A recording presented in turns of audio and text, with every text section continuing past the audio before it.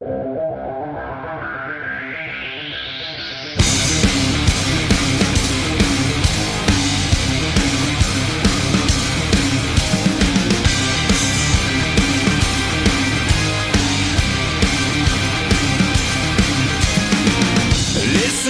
not a moment to spare. It's quite a drop from the top. So how you feeling down there? It's a cold, cruel, harsh reality. Caught, stuck here with your enemies. Who do you think you are?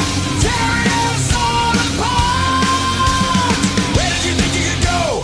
'Cause everyone already knows it's 20 to 1. Yeah, so you better run. You got the world on its knees. You're taking all that you please. You want more, but you get nothing from me. You like the burden we bear. You love the hate that we share. You want more, but you get nothing from me. But enemies,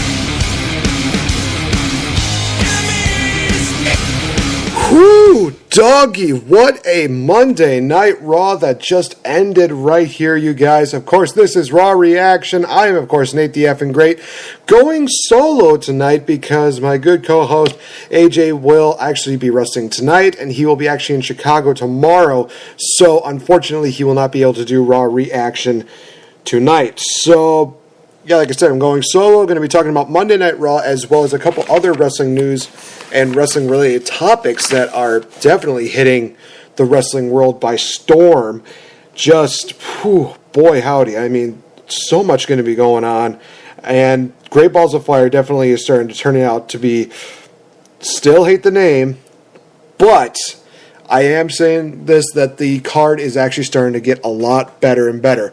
Now, I'm hoping that this will be the only Great Balls of Fire and that hopefully the next event will not be as horrible. I highly doubt it, but we'll wait and see, I guess.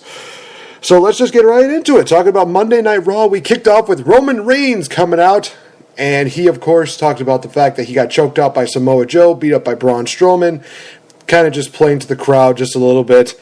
And then he said that he accepts the challenge of Braun Strowman to face off in an ambulance match at the Great Balls of Fire event.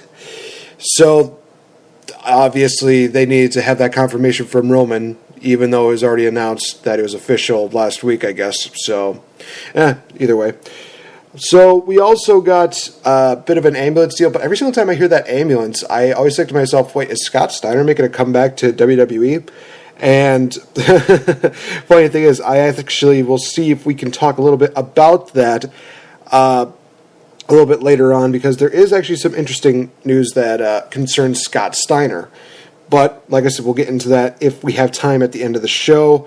Roman Reigns goes out, and he goes to the ambulance, and he basically opens it up, nobody there. Here comes Braun Strowman. Braun Strowman and Roman Reigns, they beat each other down, but Braun Strowman gets the last laugh, where he just tosses Roman Reigns into the ambulance, and then throws him into the ambulance where he sends him away. And Braun Strowman is looking strong going into Great Balls of Fire. So basically, nothing's really changed. Just Braun Strowman strong, Braun Strowman powerful, Braun Strowman destroy everything. And honestly, I'm totally okay with that. Braun Strowman is just so over. He has gotten so much better since last year. In the last year, he has gotten better. He has gotten more over with the crowd. He has put on some hellaciously great matches. It just is awesome to see this guy taking the brass ring and not only shattering the brass ring, breaking the glass ceiling, but he is also just making everything his own. I love it. I love it, Braun Strowman. Keep up what you're doing. So from there, we got the first of a 6-man tag team matchup, which featured Finn Balor and the Hardy Boys taking on Elias Samson and the Great White North, Cesaro and Sheamus.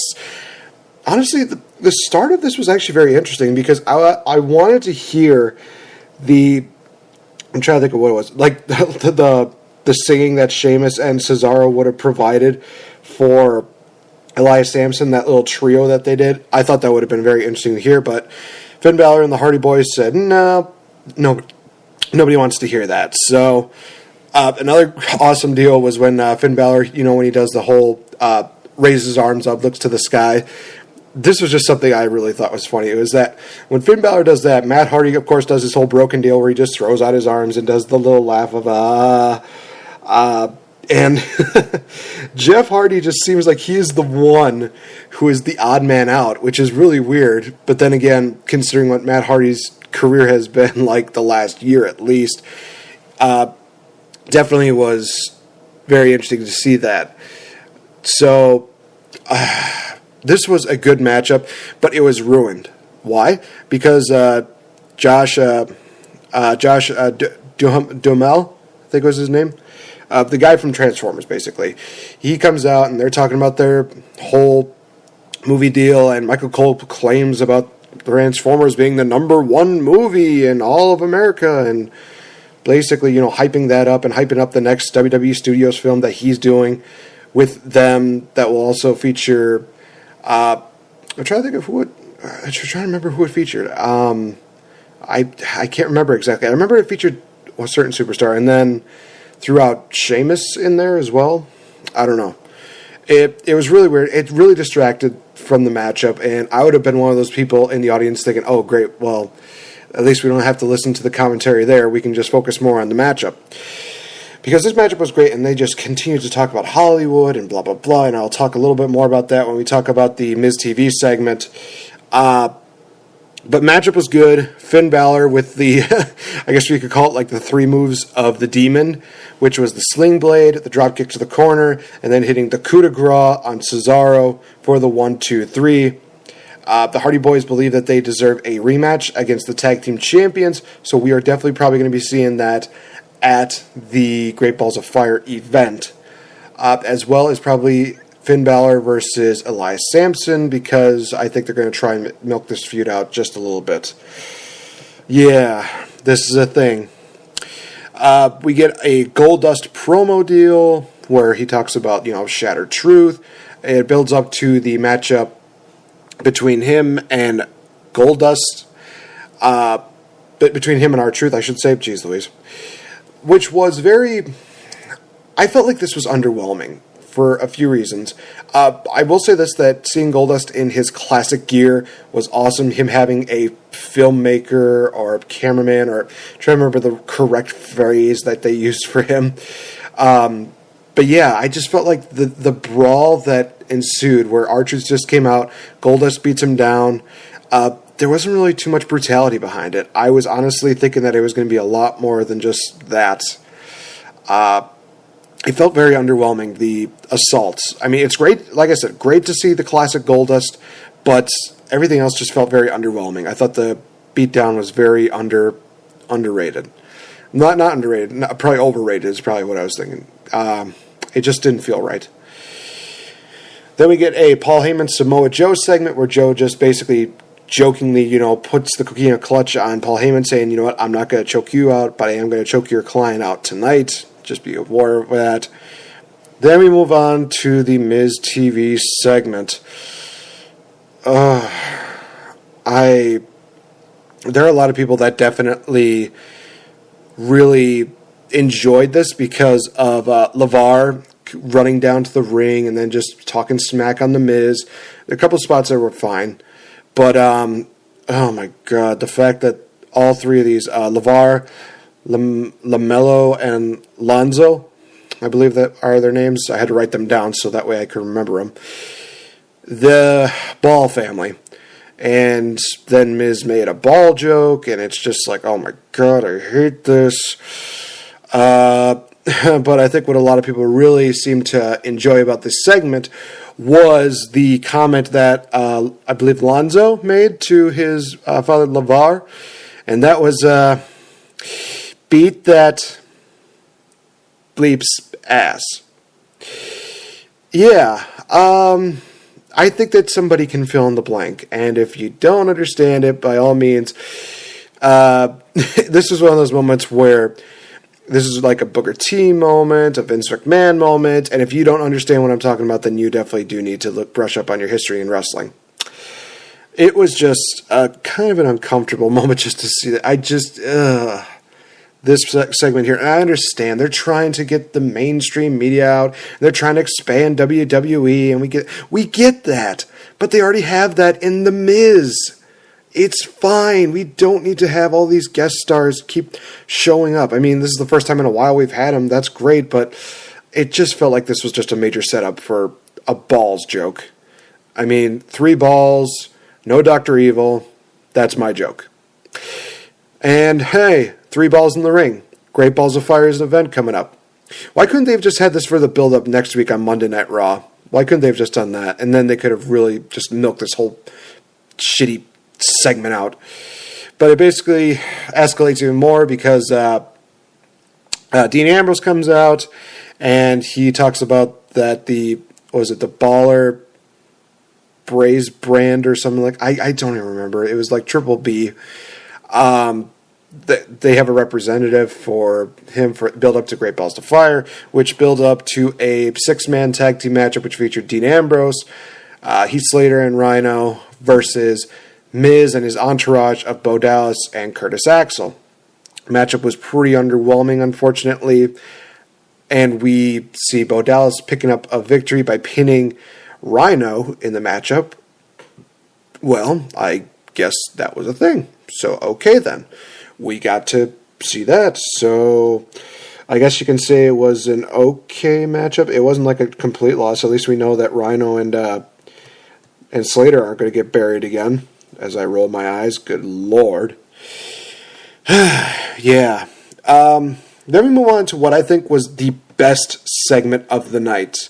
That being the package for Enzo and Cass, where they talk about, their history, and then they talk about the buildup of all the assaults that were happening backstage, and then the whole turn of Cass attacking Enzo, and just great promo by Cass. Enzo comes out, calls out Big Cass. The only complaint I have about this was that Big Cass had the same entrance theme music as Enzo Amore, which they definitely should not have done, but I guess they wanted to still kind of hint the fact that maybe this was just a misunderstanding or just a deal where it's like, oh, I know what I did wrong and I apologize, which basically was what happened. But before I get into that, Enzo cuts just this really heartfelt promo about the fact that the two of them are brothers and that, yes, he is a loudmouth talker and he shoots his mouth a lot, but he always appreciated the fact that Cass always had his back. And he even brought up last year's incident where Enzo hit the ropes and then hit the ground and got knocked out, and he remembered waking up in a hospital bed, and the same tears that were shedding down his face last week were basically the same tears that were shed down Cass's face when he woke up from that major injury. So Big Cass basically takes a mic and he says, you know what, I got a little hot-headed, I got a little ahead of myself, I'm sorry. I'm sorry for what I did, I'm sorry, we are brothers, and I do care about you a lot. I let my ego get the best of me, and it just built up again to just a great moment where they just gave a hug, and it seems like, everything's fine and hunky-dory. Nope. We see Big Cass attack Enzo and just gorilla press him down the ramp, and it was just one of those big swerves that a lot of people thought that, I think they were just so into the moment that they didn't even think about that. And I really compared it to the Eddie Guerrero and Rey Mysterio storyline back in 2005, it was 2005, where, Eddie was just saying, hey, I got a little hot-headed, and I'm sorry, I really do mean that, and he just, had this heartfelt apology, and then he turns on Rey, and it's just created a great storyline between the two of them, and some great matches between them. So I'm hoping that maybe this will be the same situation with the Enzo and Cass deal. I don't know. I mean, we'll have to wait and see. You have to believe that they are going to have their matchup either at the Great Balls of Fire event, or maybe they'll even save it up for SummerSlam or the event after SummerSlam. It's going to happen at one of these 3 events. So you have to believe that for Raw. And I would really hate it for it to be the event after SummerSlam, because I think with all the build-up and everything, I think it should be saved for SummerSlam, because you could definitely build up that, Enzo, he doesn't want to fight Cass. He doesn't want to fight Cass. And then finally maybe Big Cass pushes the limit and pushes him to the brink where Enzo just says, I just want to beat you down and I just want to kick your ass, Cass. We're no longer brothers and I just want to destroy you. I just think that would be really cool. But we'll have to wait and see. It's more than likely going to happen at the Great Balls of Fire event. Great. Oh, and Seth Rollins defeated Kurt Hawkins. But Kurt Hawkins got a little bit of a couple words in where he just says, who thinks that Seth Rollins is going to win tonight? Who thinks that I'm going to win tonight? Well, we'll just see what happens. Well, you got your ass kicked, Hawkins. Bray Wyatt, of course, has a promo after where he talks about having the match between himself and Seth Rollins at the Great Ball of Fire event. So we have another matchup that's been added for the Great Balls of Fire show. Totally okay with that, because I think that these guys could do a really great job in the ring. I am also hoping, though, that Bray Wyatt gets the victory, because Seth Rollins does not need it at this point. The fact that he beat Triple H at WrestleMania, he's definitely got a lot of momentum still. It's going to help him out quite a bit. Then we go to the Brock Lesnar arriving deal, where he comes to where he's backstage. He just arrived. Paul Heyman comes out and cuts a very vicious promo about just again how he's going to be the one who beat how Brock Lesnar is just going to beat Samoa Joe at Great Balls of Fire, and then we get to see Brock Lesnar come out, and these are my words. I actually had to write down notes as to what happened on Monday Night Raw because I couldn't keep up with everything. My next note says that Joe chokes Brock, and I am standing by that 100%. Samoa Joe attacks Brock Lesnar from behind, and he just grabs his arm around his neck, and you could just see... you could just see him just squeezing Brock Lesnar's breath out of his body. I mean, Samoa Joe got Brock Lesnar to turn pink in his face, and even though Brock Lesnar could get like 2 shots in, Samoa Joe just would not let up. He would just keep holding on, knees to the face, and he just chokes him. It was a thing of beauty. Honestly, I have never seen Brock Lesnar almost come to the point of getting choked out. Although I might see that if I watched one of his UFC matches. Oh, bazinga. But honestly, this was a really cool moment. I loved that Samoa Joe got this moment on Brock Lesnar. And it really does beg the question, is Samoa Joe going to beat Brock Lesnar at Great Balls of Fire? Are they going to do the rematch between Brock Lesnar and Roman Reigns at SummerSlam? There's a lot that's going on, but in all honesty, I want to see Samoa Joe win. I want to see Roman Reigns versus Samoa Joe maybe at SummerSlam, or even have Braun Strowman defeat Roman Reigns so badly that he takes his spot, and it's Samoa Joe versus Braun Strowman. Oh my God, that would be amazing. I would love to see that, in all honesty. I think that'd be the one matchup that I would love to see more than Brock Lesnar versus Braun Strowman. That is me. I would love to see that. I want to see if Braun Strowman can manhandle Samoa Joe, or if Samoa Joe just chokes out Braun Strowman. That would just be amazing. We get into the only cruiserweight matchup of the night, and that was Neville defeating Lince Dorado. And then we have the next matchup announced for Great Balls of Fire, in which Titus O'Neil made a deal with Kurt Angle and says, hey, we got a matchup in which we will see Tozawa take on Neville at the Great Balls of Fire event for the Cruiserweight Championship. I'm looking forward to this matchup. I love Akira Tozawa. I think that he's very talented in the ring. I love his exploder, deadlift, German suplexes. I really am not a fan of his new finisher where he does like a diving senton from the top, but I can understand also why they took away the German suplex away, because I guess people were worried that he might break somebody's neck, which, I would not.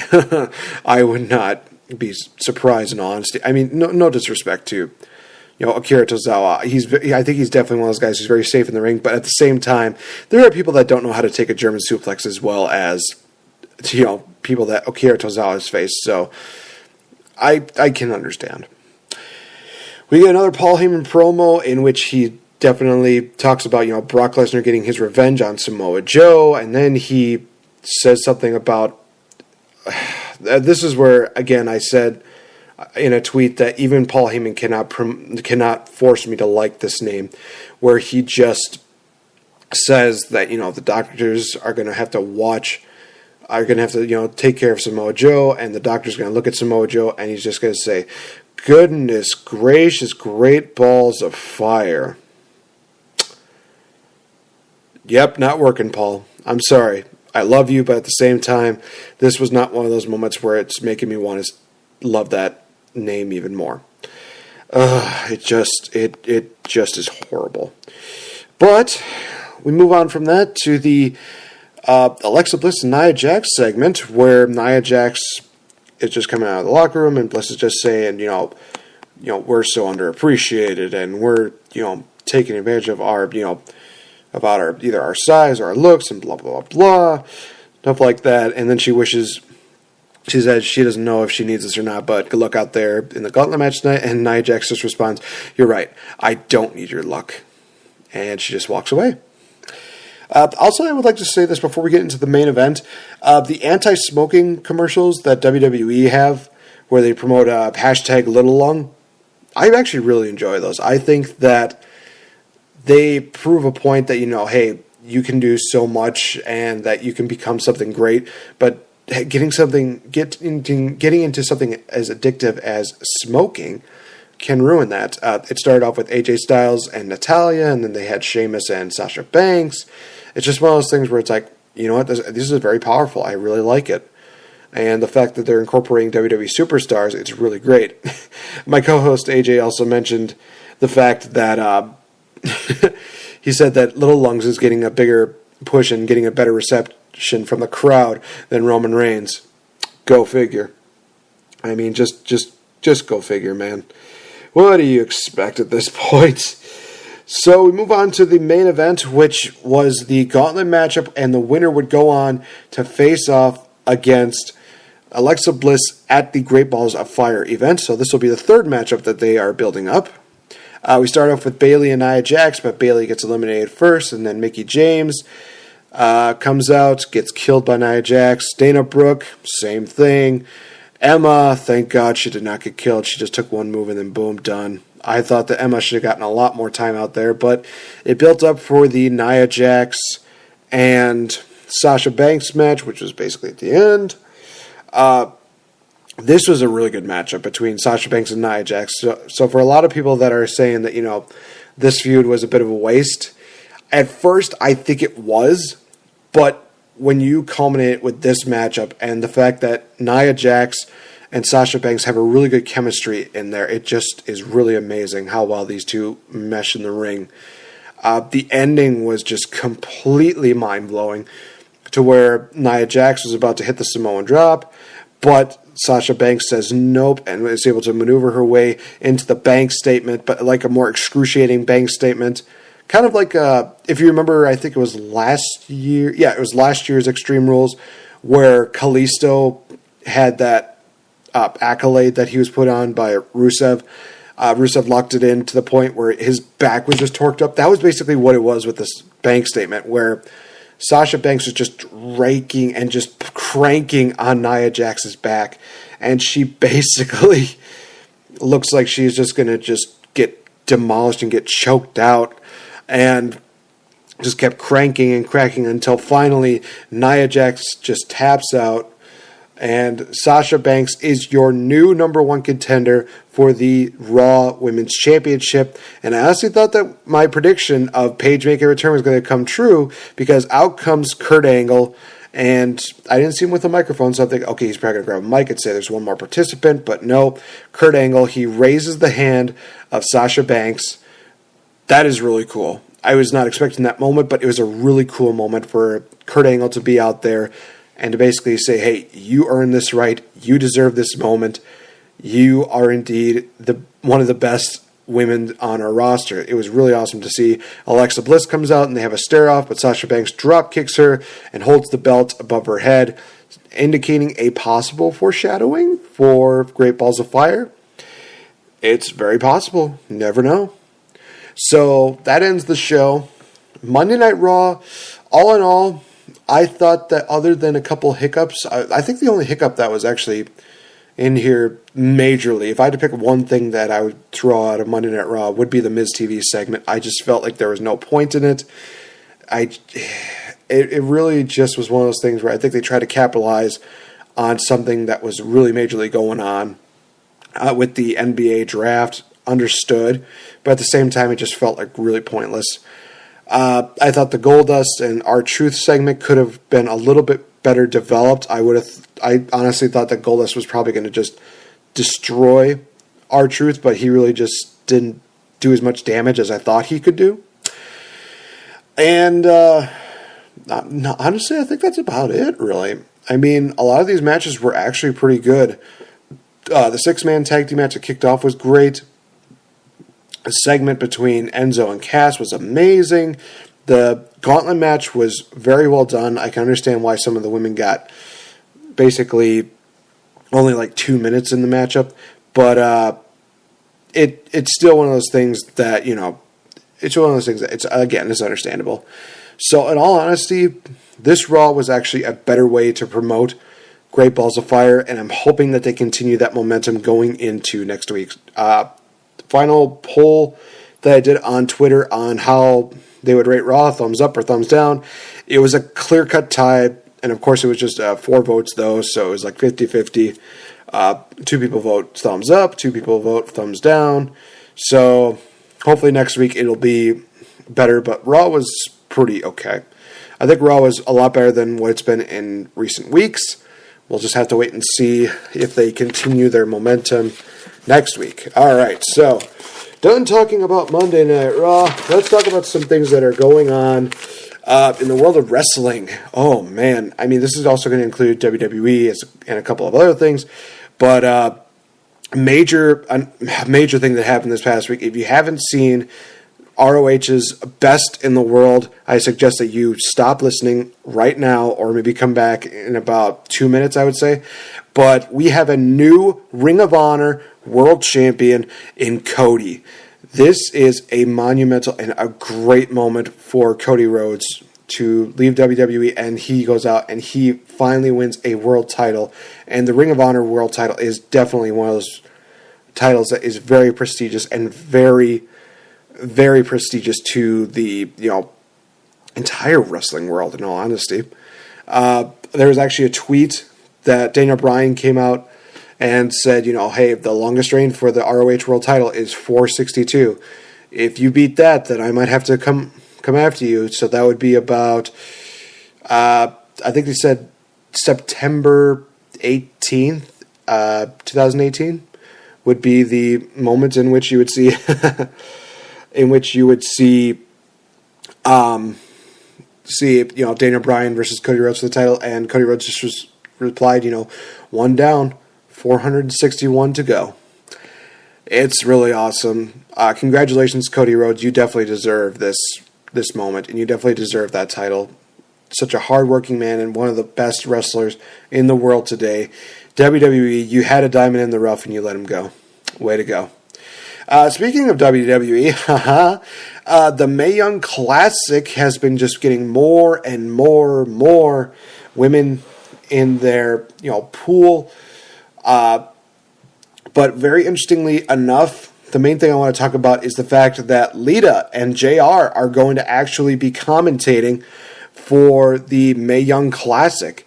This is going to be very interesting because JR, of course, a lot of people know him as the legendary Jim Ross and how he's been able to call any matchup very well. Lita, this is going to be the first time I've heard her commentate since she was doing Sunday Night Heat back in 2000 and I'm trying to remember, was it like 2004?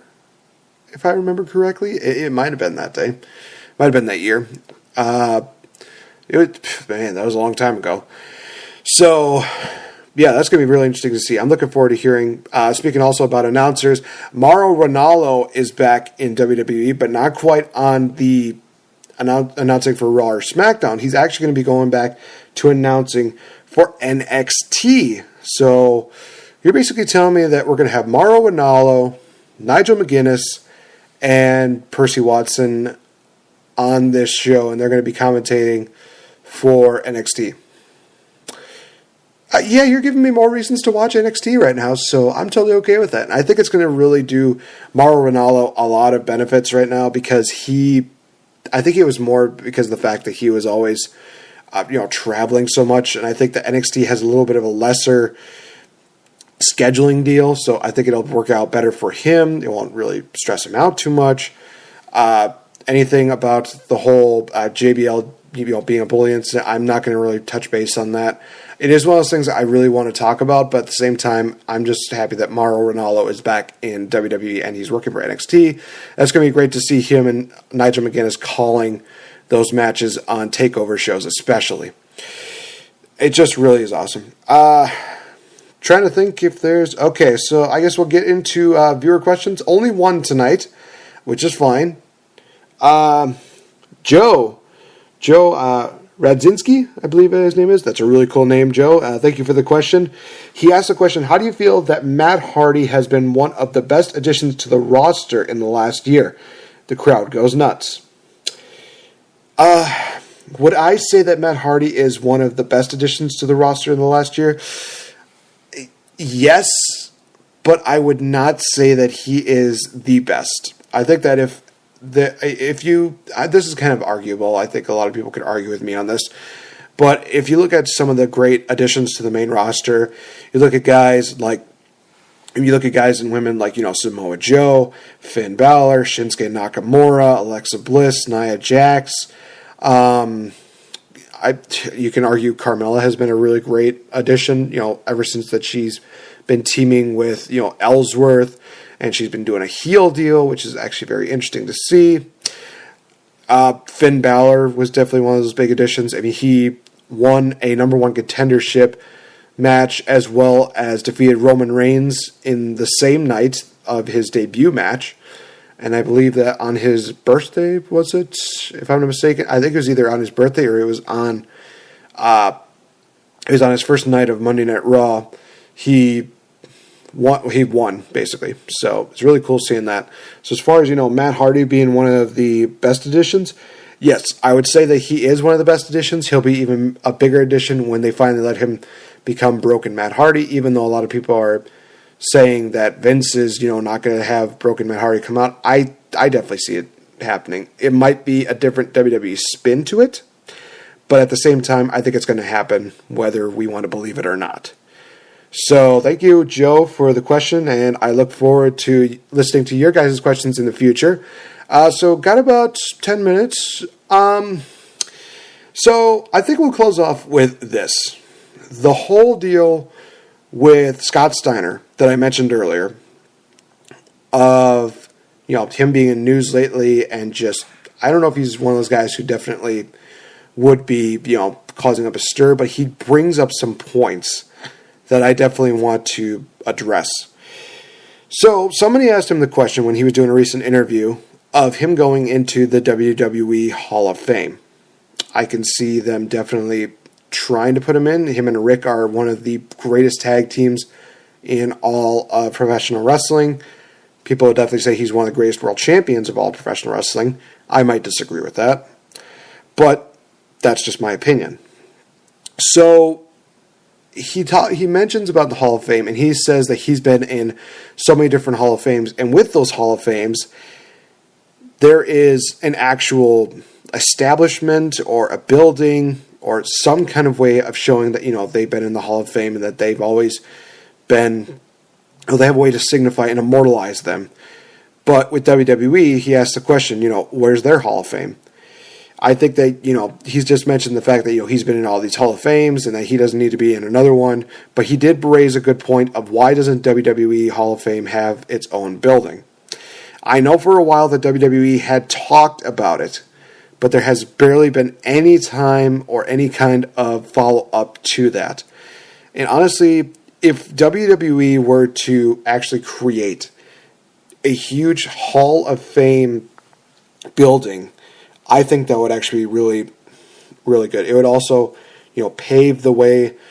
It would show a lot of wrestling fans of those who paved the way for, the wrestling business. Guys like Ricky Steamboat, guys like Dusty Rhodes, Eddie Guerrero. So many names that I could list off the top of my head, but right now, I'm not going to just go crazy on that. Just, having all of these basically, it could be statues and they can be like, pictures of them, just having their own spot in the Hall of Fame and just creating something so that way people can look and think, oh, wow, I remember this person when I was a kid. I remember when, when Ricky Steamboat and Macho Man Randy Savage had that great matchup at WrestleMania 3. I even suggest the idea that, underneath a lot of these, names you could have, like, the name of the Hall of Famer. You can maybe have a statue or a picture of them, just, their name, their accomplishments. I would even throw like a championship belt on it. Like if they picked like a championship belt and have that like represent, like the best matchup of their career, just something that they would be most remembered by. I think for Ricky Steamboat, he'd probably pick, either him and Savage or him and Flair. I would definitely think that Booker T would probably throw him and I'm trying to think of, somebody who Booker T really face off against, because I know that he probably would not be able to, throw out Chris Benoit, even though a lot of people are saying, maybe he does deserve to be in the Hall of Fame. Maybe, he definitely doesn't. My thoughts on Chris Benoit joining in the Hall of Fame. Chris Jericho really hit the nail on the head where, yes, he's done so much great as a wrestler, but the problem is how do you enter him into a Hall of Fame where, the last thing that you remember from him is the fact that he killed his wife, killed his son, and then killed himself. It's like, how do you really work off of that? It's hard to do that, and it's nearly impossible to do one of those things where you can celebrate that. You can't. You can't really do it. It's just impossible to do it. So my thoughts are, I would not put him in the Hall of Fame. He's done so much for the business, yes, but at the same time, just too much darkness to there that you can't do it. So, yeah, I do agree with Scott Steiner with, having a physical Hall of Fame. I think that's definitely needed. Do I think that it's going to happen? We'll just have to kind of wait and see. Now, do I think that, that should prevent Scott Steiner from being in the Hall of Fame? No. I think that Scott Steiner, regardless of the fact of how people might have viewed him and how he may act every now and then, and the fact that, he had probably one of the worst few matches that I've ever seen with him and Triple H. Just, I think that he still deserves to be in the Hall of Fame, whether it's in the Professional Wrestling Hall of Fame or maybe if you're getting into the WWE Hall of Fame. That would actually be kind of cool. I just think that Scott Steiner definitely does deserve a chance. And maybe there's just too many bridges that have been burnt down for that to happen, which is understandable. But he definitely deserves some kind of recognition. And I do believe he does. They might even show, Booker T and Scott Steiner in a couple of wrestling matches. So I think that would actually be kind of interesting. But we'll just have to wait and see, I guess. All right, so with that, that'll wrap it up for this edition of Raw Reaction. A lot going on this week for WWE, especially. Also, Lucha Underground and TNA Impact. Impact Wrestling. They have their build-up to their Slammiversary event. I believe it's happening this Sunday, if I'm not mistaken. They have that going on. Lucha Underground is going to continue the Dario Cueto Cup, which is going to be absolutely amazing. It is great to see. All these wrestlers are going to be competing for the chance to fight the Lucha Underground champion at Ultima Lucha 3. It's going to be absolutely insane. Don't want to miss it. NXT this Wednesday, of course, you guys, we will have the first ever women's last women's standing matchup between Asuka and Nikki Cross. That is going to be a can't miss matchup, definitely. And also next week, you guys, Roderick Strong will take on NXT champion Bobby Roode for the title. Again, just can't miss stuff here coming up. And of course, next month we have the Mae Young Classic. So many great great competitors are announced. We will be sure to leave a link for you guys in our Elite Ringside Network fan page, which is facebook.com/ER Network 24/7. But also be sure to check us all on our Twitters. It's in the description here on Spreaker.com, as well as on iTunes. You can follow me on Twitter at NateFNGreat. So that is going to wrap it up for me and this edition of Raw Reaction. Smack Talk hopefully will be happening this week. Change the F Up will be happening this week, where we talk about Michael Bay and so much more that's going on this week, you guys. But thank you so much for joining me here, and please, by all means, leave us a like on our Facebook page, give us a follow on our Twitter, and leave your comments, leave your questions, give us some stuff to talk about, and we would love to have you guys on the show too. So for everybody else on the Elite Ringside Network, I've been Nate the Effing Great. Have a good night, and talk to you later.